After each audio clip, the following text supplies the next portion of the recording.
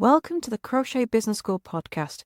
I'm your host, Kelly Thomas, and I'm going to help you to make your crochet business dreams a reality, stitch by stitch, without you being chained to your hook and being able to live that lifestyle you've been dreaming of using the power of your crochet.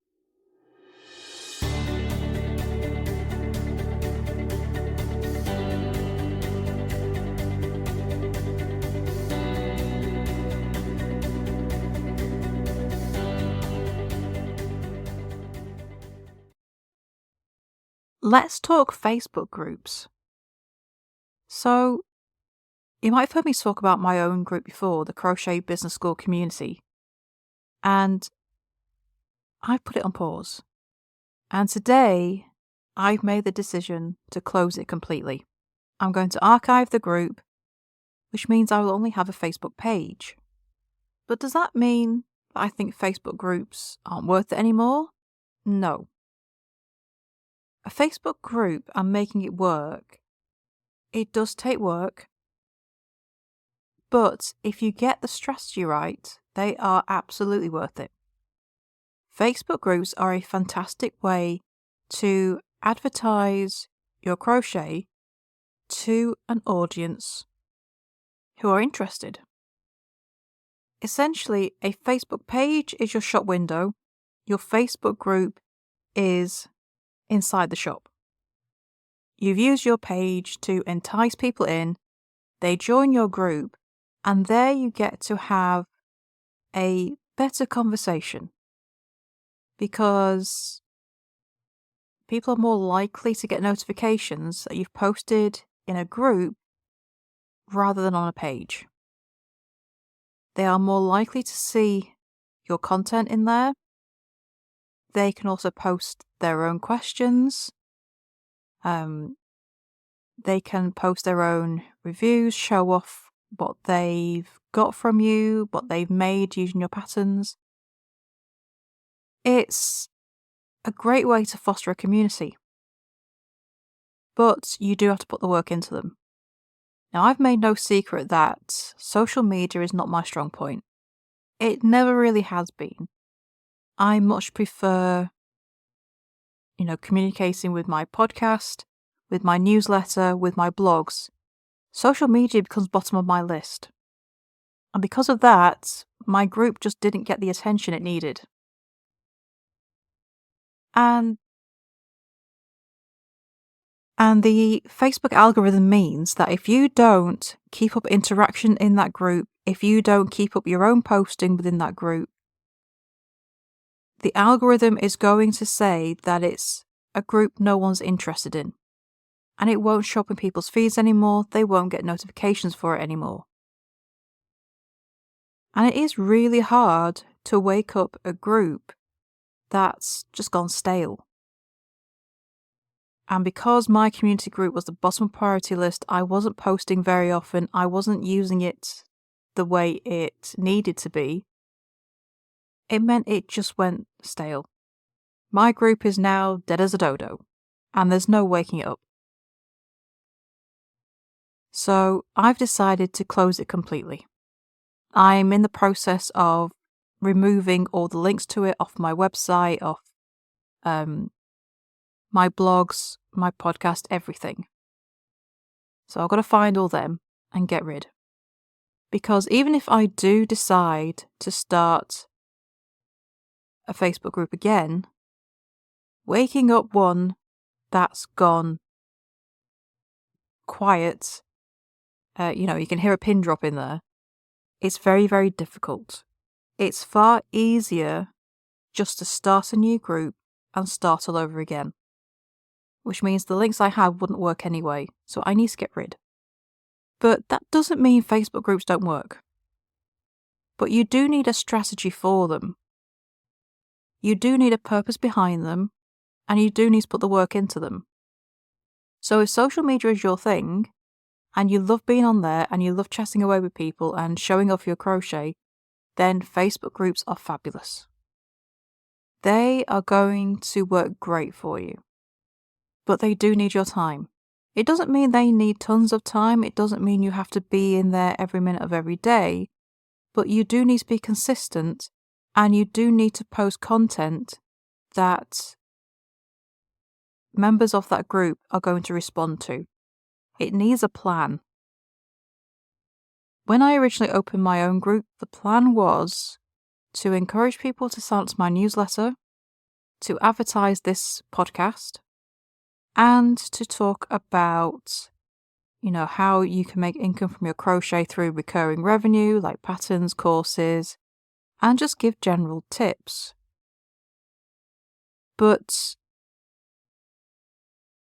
one, I was putting too much value in there, which I realised and stopped, because a business is a business. If you put too much value in a business like mine, no one buys the products you sell because you're giving it all away for free.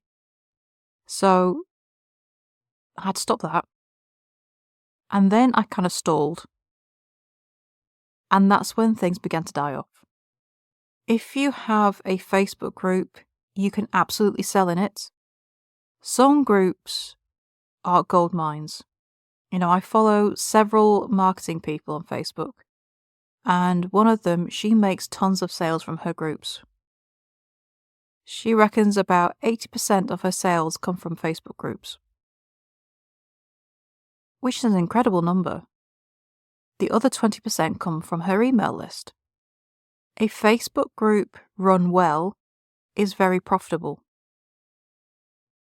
I still have a group for my pattern business, and I'd say a good 50% or more of my pattern sales come from people in my group.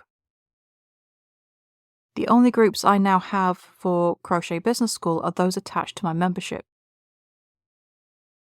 which is the Hooked on Success podcast membership. I have a group for that where, members can go ask questions.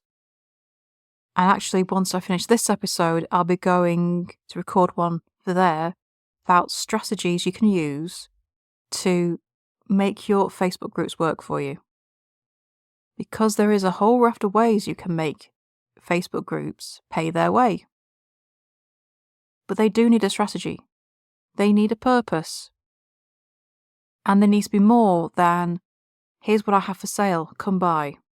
You're going to have more than that. You've got to give people a reason to come and show up. Groups were created to make it easier for your followers to be in contact with you, to be social with that specific group of people.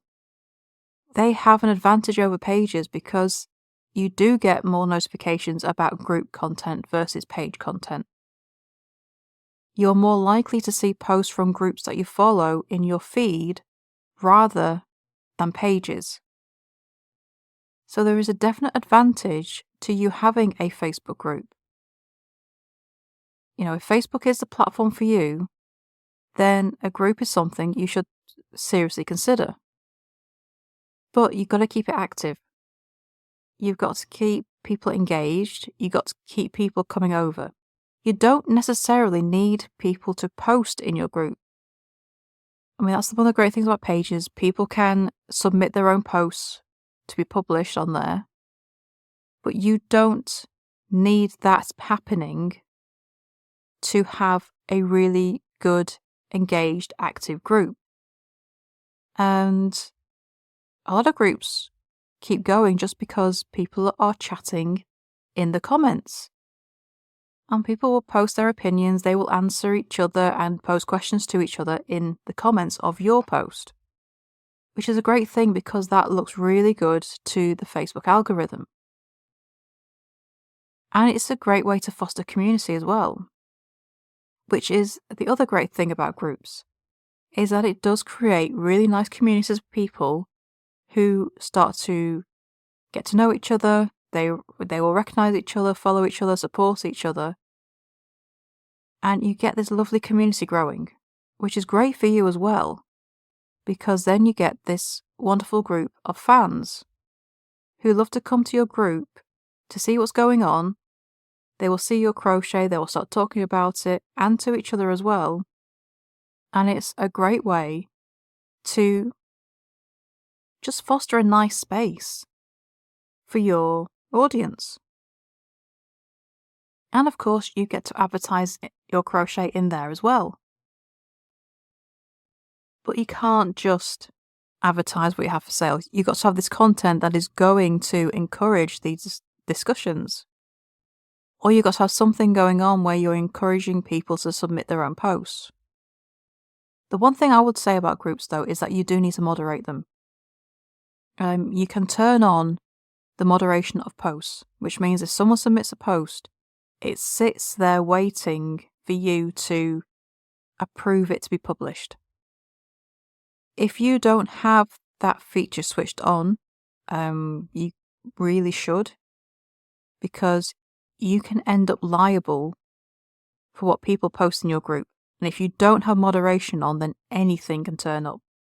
Because there's always going to be people who will try and take advantage of other people's groups. You'll have people who will try to spam links, people with clickbait. And that's another feature of groups, actually, is you can now have chats where people can open specific chats about things. And I did this last year with my crochet along over my pattern business. And a couple of people got into those chats and then just spammed it with these weird links for recipes and news articles. So I had to boot them out of those chats to keep it clean. Because, everyone gets annoyed by this spam, but some people will do that. Turning on moderation for posts keeps that stuff out of your group. And it also keeps other businesses from trying to come in and advertise themselves. So definitely have the moderation of posts on, because otherwise it can turn into an absolute free-for-all and you can find your group being taken over by someone else, which is absolutely not what you want. So you do need to make sure that you protect your group as well. But they can be great money earners. If you can create a group of fans of your crochet, they will become your best and biggest customers, because they will be waiting for your next release. You can build up, the anticipation, you can build the buzz, and start to have fun with this group of fans, because they love what you do. That's why they are there. It's why they comment so often. And, Facebook gives badges to your most active followers, so you get to recognize them, and you can see by their badges as well, how involved they are. So it's a great system if you can get it working.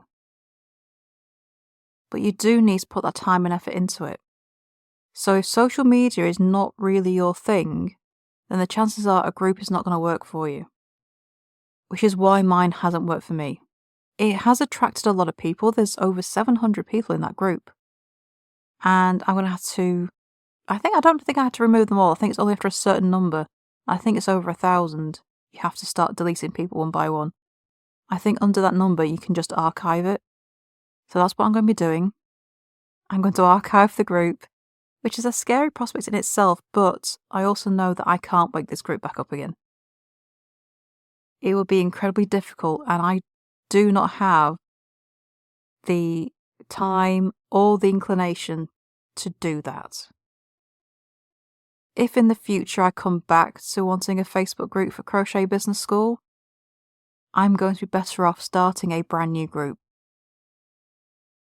So, although a Facebook group has not worked for me, which is purely my own fault, because I did not put the time and effort it needed into it.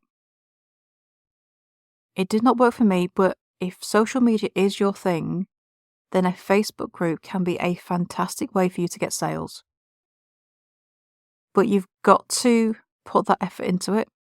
You've got to have a plan for it, and you've really got to have a strategy behind what you post and when. So over in the Hooked on Success podcast membership, I'm going to be talking more about strategies for your Facebook group and, getting them working for you. So just because I did not do it, it does not mean that I don't know what to do. It's just I didn't have the time or the energy to put into it. So I'm going to go and talk about that because I have several ways that you can do that. And I'll also tell you what doesn't work, because I think that's just as important as knowing what strategies will work. So I'm going to be talking about that as a members-only episode on Hooked on Success. If you want to come and listen into that, as well as the full back catalogue of exclusive episodes and challenges, you can join us if you go to crochetbusinessschool.com/success. The link is in the show notes of the podcast as well. Otherwise, thank you for listening, and I shall see you in the next episode. Bye for now.